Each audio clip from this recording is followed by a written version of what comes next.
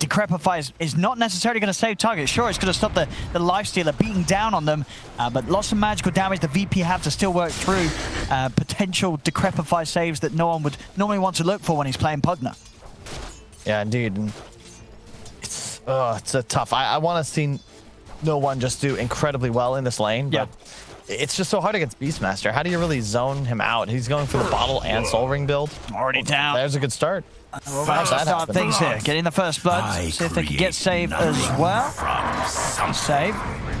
Managed to stop the regen there from Dream, but first blood with the tri-lane setup. Wow. Oh yeah, they just started with Snako and trees, and then he TP's back up top. That's a really cool move. I dig it. But it sucks as DM to skill Q, trying to get the first blood on Wisp. It's really weird laning without the ability to trade right clicks effectively. No poison sting. Can't push the lane too well either. We'll see how much pressure he can put on to Dream Zaya in this laning setup. I mean, as it is, Nightfall getting very good CS on the first few waves, whereas down bottom Dream have a little bit of a slower start. Going to deal with the pressure here from the two of them as DM hits the level 2 and managed to step up that ability to push back Dream Zaya. So fighting to the supports. Top, Kingslayer and Snako just keeping one another busy and away from the lane. Any sort of pressure like this is going to make the Nightfall's Lifestealer pretty happy. So he's not going to struggle too much landing against Afterlife alone. Mid lane, no one. He's doing as you wanted to see him do. So far, crushing the matchup. 14 for 3 against the 8 for 1. Pugna, he got a bunch of early denies, which was very helpful. And Pugna, probably one of the best heroes with the new changes to bottle. Almost all you see. He's not farming anywhere near to the same rate that Nightfall is up top. Nightfall 32 and 15 on that safe lane Lifestealer in comparison to the 15 and 7 that Dream's getting out of bottom. There's a downside. I mean, top lane Sand King, you can't do anything against the Lifestealer. Do they have a sentry? Yeah, they do. Will they catch? Yes, they will. Even further ahead he goes, and this is going to be the big problem. You know, we've talked about Armlet, another hero or item rather that was changed, buffed significantly in my view, which is bottom lane. No, he wants that to go. Oh, he's losing a couple of creeps. Stepping past him, but he managed to get the majority of the wave. Middle lane. Now looking to use that strength that he built up in the bottom lane elsewhere, Immersion. With the good levels, he heads towards the mid, but the counterplay is going to be there from VP. Roars out. They turn towards no one. They even bring in Nightfall as well to take down no one and take down Immersion as well as VP and not letting an AS Monaco Gambit get away with that move around the mid. That was so well set up. Excellent stomp combination. That's the hard part about playing heroes like deceiving too. I believe the silence used to affect you like as it got on top of you, whereas now, in the moment it's cast, you're silenced. And the Pugna damage output is just nuts with the decrep assistance. Another reason. That's not true. Did they buff that? Is that how they buffed it? I'm like 97% sure. There's no way the Phantoms. Is it an instant silence? Surely it's still with the bug against you. We'll see. Anyway, hit the fight down bottom. Gonna get no one turned upon. Big ult coming out from DM as he's trying to turn Snako. Will fall down surely as Nightfall's running at them. It's 2 down. Nightfall seeing if he can get a further cleanup as the big ult that was out there from DM has caused them all to have to scatter on AS Monaco Gambit, and it's found the setup for them to get kills this time around. As VP, they'll take down 3, maybe even 4 as they're running into the jungle to try and find Immersion, hiding in the trees. Kingslayer and Nightfall, they'll surround him. He's got a snowball. It's only going to buy him a little bit of time, though, as soon as it comes to an end, Nightfall claims another. VP strike back hard. I needed that fight. This time they actually get on top of the distraction. Then 10 seconds of axe throwing is all you might need just to win a team fight with ease. Fairy's Trinket's quite nice as well. A little bit of spell damage. Mana cost reduction. Watching top lane save. Trying to push this lane out on his own. Easy setup there for Afterlife for the TPs to come in and get the kill. Back over the mid, Snako. Get taken out. Both teams having supports a little too far forward.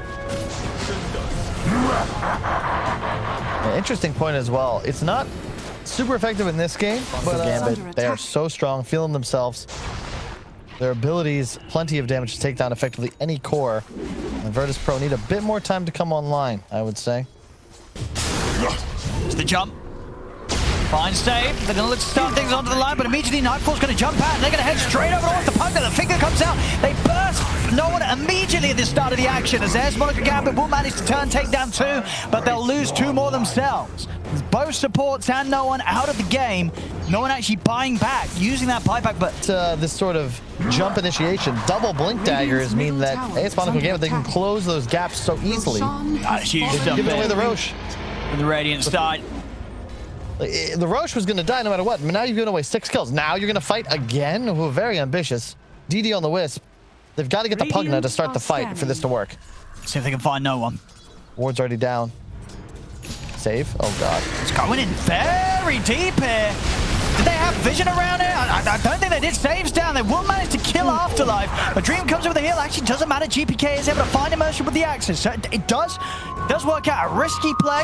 This time works out for VP. They get the 2 kills. Only losing save for that effort. I mean, Crepified targets are still going to be a little bit of an issue for him at the moment. But if you can work around that. Here comes the fight. They know Aegis is fading.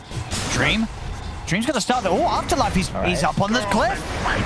And as a burrow strike a little bit off the mark there. Still things still work out as they get it onto DM. They bring down the Veno. Over to the side though, Nightfall and Save. They've found themselves on top of the Pugna. They're trying their best to burst him down. They won't be able to do so here with the Earth Splitters. They take him out. Roar comes out from GPK onto Dream. Nightfall's able to continue to go to work, beating down the IO.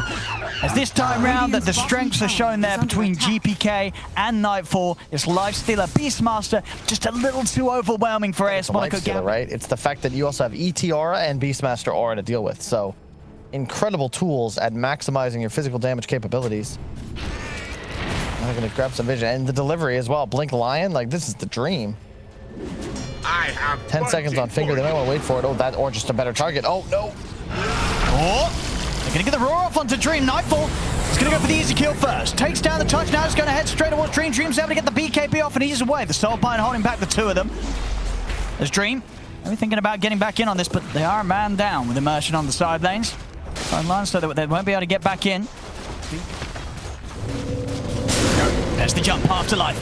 He's able to get in. Can they burst down? Nightfall, they're trying the best. They've got the silence onto him. Roar comes out for GPK, though. They look to start to set up the turnaround, as they won't be able to kill off the Lifestealer. Nightfall's able to survive long enough to get that rage off, and now VP, they turn towards the 2 of them. Soulbind will cause them to hold back for now, but I say that, they're straight back in. The jump's there from Save, delivering Nightfall straight to the front lines, as there's 4 dead on AS.GMB. Another fight just looking impossible at this stage.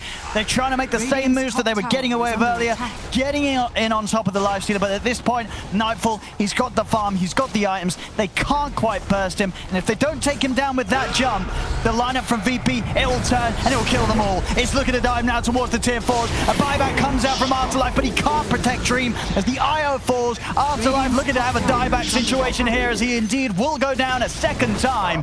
VP, and without any real hard save outside of the snowball, thinks he's for sure going to be this target.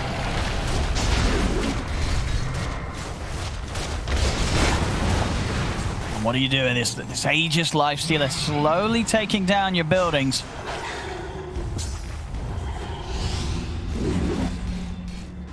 So who's going to make that jump occur? And again, Afterlife tries to come in with a power strike, but immediately the rage is out. They're just going to turn and take down Afterlife as he's gone for 70. Buyback still on cooldown after the last attempted defense there from AS.GMB. Now GPK's in with the BKB, the Roar, straight on to no one. Finger as well. No one goes down and buyback immediately, but they've lost immersion. He'll also have the buyback. Two buybacks coming out from AS.GMB, but VP, they've taken the tier 3. Nightfall with the rage. He turns straight over towards Dream. Immersion comes in with the punch to hold him back. Dream still very tanky here, but Nightfall's continuing to go for it. Turns towards Immersion, but they will manage to bring him down the once in. Nightfall losing the Aegis underneath the tier 4s. Should be able to get back. The rage is back up. And in fact, he's going to look to use it again, just straight back in onto Immersion. And that's Immersion gone for good. That's a dieback from the Tusk. Dream, he's suffering to deal with this amount of damage coming out now from VP, as they can bring down even the tankiest of IOs here. Radiant's middle barracks are under attack. It's just too easy. Anyone they go for just pops immediately. Straight in onto no one. Now just doing nothing now against the Nullifier. Such a short cooldown. Nullifier just effectively set up 4 kills. Got rid of the Sand King Yules, gets rid of the D-Crep. Radiant's middle barracks has Can't fallen. BKB as the Wisp in time, and Radiant's middle the ET barracks Spirit has also fallen. paying huge dividends. DM, or rather GPK, and the Lion just way in the back, but dealing near pure damage with their magic abilities. Just the initiations Just every over. time Oh my for God. Dream and Radiant's middle GPK. tower is under attack. GPK and Save, sorry, have been perfect. Every single time catching them, and there we go. I mean, VP, this game won. A slow start, but at the end of the day, just part of the plan, right? You know, AS Monaco Gambit, they had a pretty hot showing at the beginning. They were getting these kills in the lanes, making moves in the early mid game.